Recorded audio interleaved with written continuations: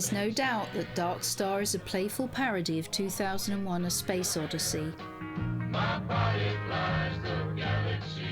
In contrast to the spectacle and awe of Kubrick's esoteric masterpiece, this lo-fi sci-fi deserves recognition for its influential vision of spaced-out space travel.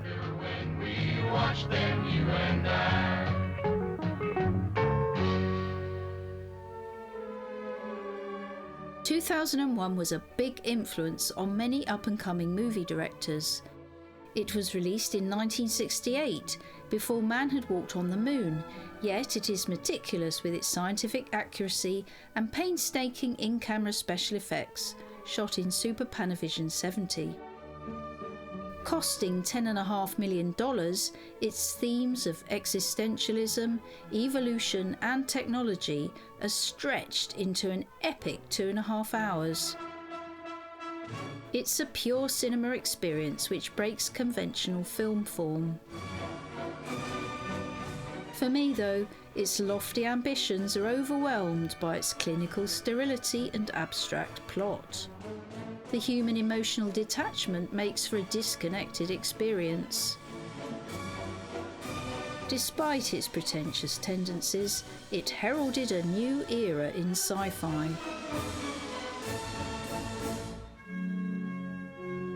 Other films followed which also departed from the 50s and 60s space monsters themes.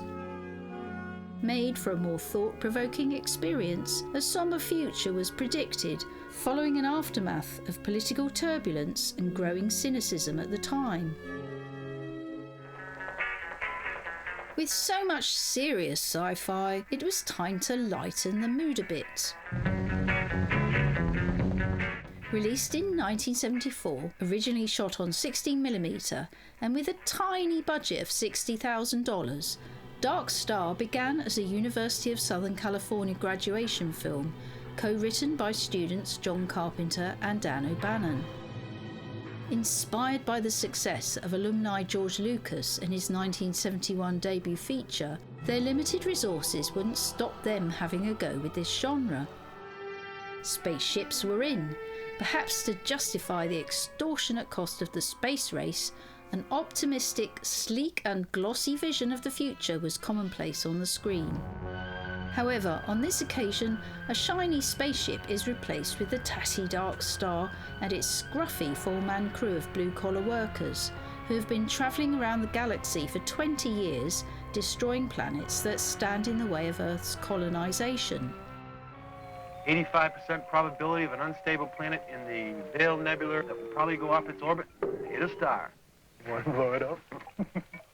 Infrequent communication from mission control to the foot soldiers travelling in the outer reaches comes from a clean-cut man who contrasts with the unkempt counterculture image of the crew aboard Dark Star.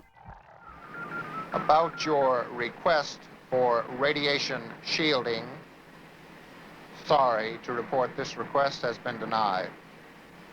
I hate to send bad news when you guys are up there doing such a swell job. Bored and irritated with one another's company, they're equivalent to truck drivers in space. But it is more than a spoof. There are fleshed out characters, and it too has a philosophical and existential edge. Director John Carpenter refers to it as Waiting for Godot in space. See, I can watch things up here, Doolittle. I love to watch things. Just stare at the planets, meteors, gas clusters and asteroids. Yeah, but you'll have plenty of time for that later, though. I mean, think of it this way. We've been in space for 20 years now, right? And we've only aged 3 years. So there'll be plenty of time later on for staring around. Gravity correction. Let's check it. Instead of a gleaming antiseptic vision of space travel, we see a cramped operations deck and squalid living quarters. The crew space is compromised to accommodate the ridiculous oversized bombs that they carry on board.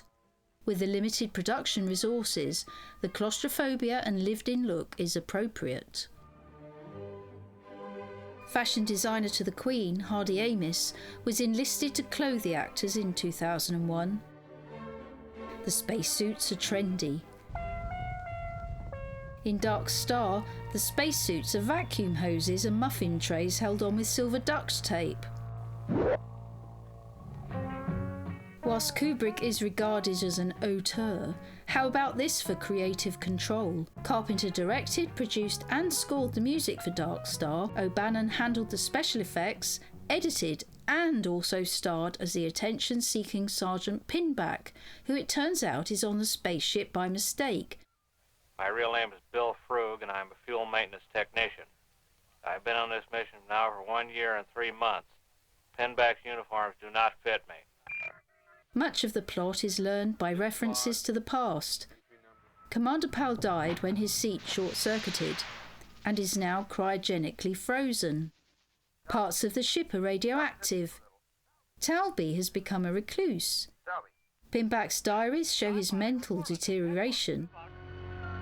And the ship's supply of toilet paper has been accidentally jettisoned. There are still nods to 2001 here and there. What's that, chicken? Something like that. Tastes the same anyway. With any ham? Ham. Oh, yeah, there. Chicken? Oh, ham. The motif of both films is an ominous battle between humans and the artificial intelligence on board. Open the pod bay doors, Hal. I'm sorry, Dave. I'm afraid I can't do that. This is Lieutenant Doolittle calling bomb number 20. I repeat my previous order. You are to disarm yourself and return to the bomb bay immediately. Do you understand? I am programmed to detonate in 14 minutes, 30 seconds. In 2001, the unemotional astronaut Dave is forced to disable HAL 9000, which appears to be suffering a nervous breakdown. I know everything hasn't been quite right with me, but I can assure you now, very confidently, that it's going to be all right again. In Dark Star, Doolittle is forced to discuss phenomenology, the study of structures of consciousness as experienced from the first-person point of view, with a bomb which is armed but won't drop from the ship. Well, I think, therefore I am. That's good. That's very good. But how do you know that anything else exists? My sensory apparatus reveals it to me. Ah, right. This is fun. The filmmakers, faced with the creative challenge of limited finances, transform a beach ball prop used as a planet into the alien mascot. It makes mischief, reminiscent of many of the B-movies of the 50s. This sequence was added to help extend the original 45-minute film into a feature and provides much of the absurdist comedy. In keeping with Kubrick's other influential film, Dr. Strangelove, the more grim the situation, the funnier it gets. Convincingly shot, it shows the aliens' underlying intelligence and malicious intent. A dangerous creature on the loose aboard a spaceship set the seed for O'Bannon to pen the screenplay for the 1979 horror science fiction Alien. Move! Get out of there! Once again, it features another industrial vessel in deep space on a mercenary mission, manned by bickering blue-collar workers who are doomed. The gloomy, grubby spaceship look owes much to Dark Star, which has grown over the intervening years into a cult film. It famously inspired long-running BBC TV comedy series Red Dwarf, about a slobbish human travelling in space with a hologram, fussy droid and mutated cat for company in a less than glamorous setting. Step up to red alert. Sir, are you absolutely sure? It does mean changing the bulb. We have abandoned our mission. And in Danny Boyle's 2007 film Sunshine, the murderous captain of a previous mission rejoices under the name of Pinbacker.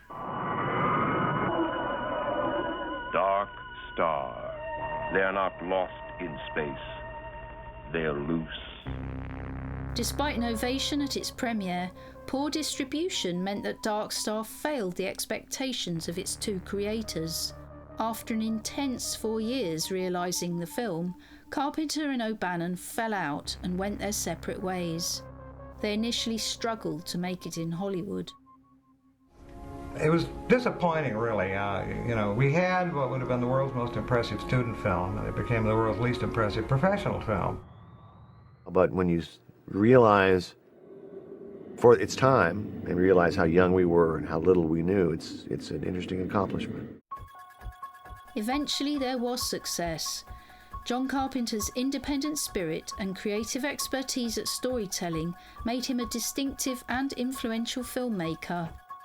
Notorious for horror as the Prince of Darkness, further sci-fi films included The Thing, Starman, and They Live. Dan O'Bannon's effects work on Dark Star led him onto Jodorowsky's Dune project and then Star Wars. Later on, he would not only kick-start the Alien franchise, he would also co-write Total Recall. You know, we've really got to disarm the bomb. The talent and original ideas brought together on a shoestring budget in this funny and memorable debut feature left an impressive science fiction legacy. It took the romantic notion of space exploration and boldly went to the outer limits, into a previously unexplored world of the mundane in a grunge aesthetic. You are now leaving the emergency airlock. Thank you for observing all safety precautions.